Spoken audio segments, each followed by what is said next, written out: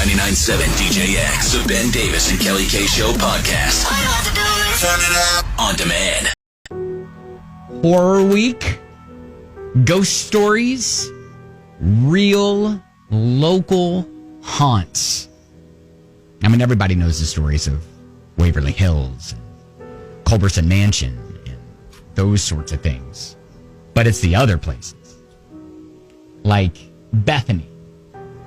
Talk to me about your experience down in a pizza place. Didn't necessarily see anything, but definitely felt it. Little backstory. When I was a kid, I saw, weird things quite often. Same goes for my little sister. In fact, I actually caught her talking to people who weren't there quite a few times when she was a toddler. Mm-hmm. So flash forward to a few weeks ago, we go up to Jailhouse Pizza in Brandenburg, which is, supposedly super haunted, right? After we're done eating, we go upstairs. There's this little area where you can see, like, the electric chair that was used to execute prisoners, and there's even, like, a little place where they were, like, hung, and you can see all that, right? Yeah. So there's this little room off to the side.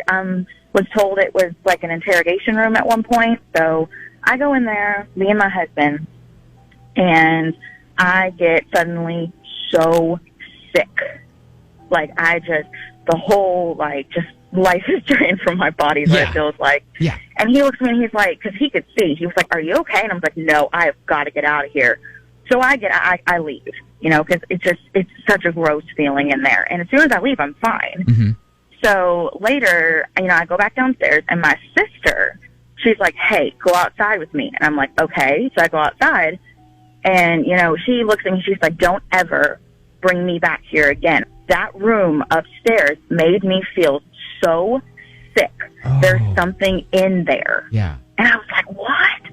She said, "Yeah, that little room off to the side with all the chairs." I said, "Oh my gosh." Told her I felt, the exact same. She was like, "There's something in there."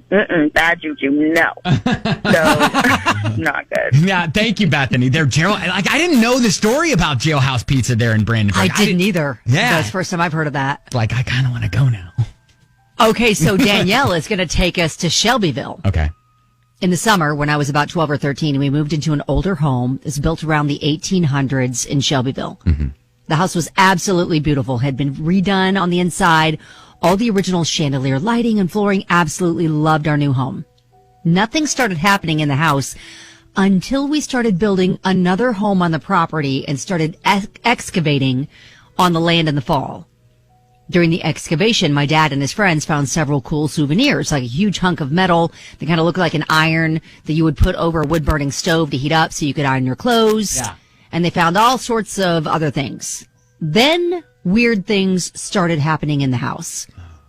I'd wake up in the middle of the night. I would hear what sounded like ballroom music downstairs, and it sounded like a party was going on. Oh. You could hear people laughing. I could smell cigarette smoke. Whoa. My room connected to the attic. And around the time the excavation started, I would come home. I'd go straight to my room. There would be flies surrounded by the door that led to the attic.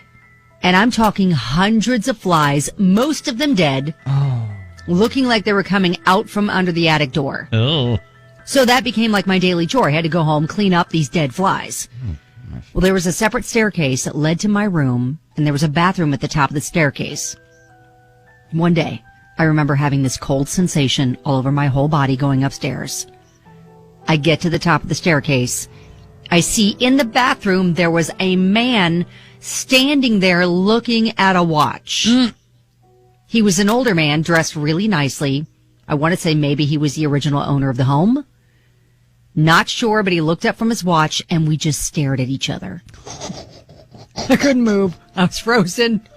Finally, I was able to walk to my room. I just stayed there for a second, decided that didn't happen. I'm going to go back and look.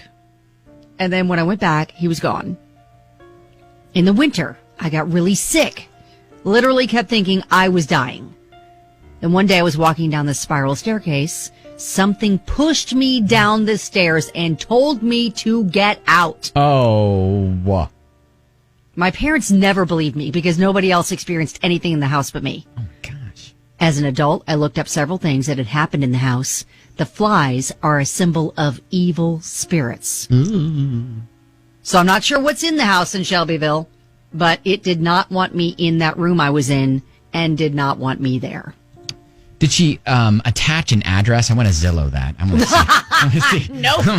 Nobody. Nope. I want to see what the deal is on that. Man, this is some good stuff.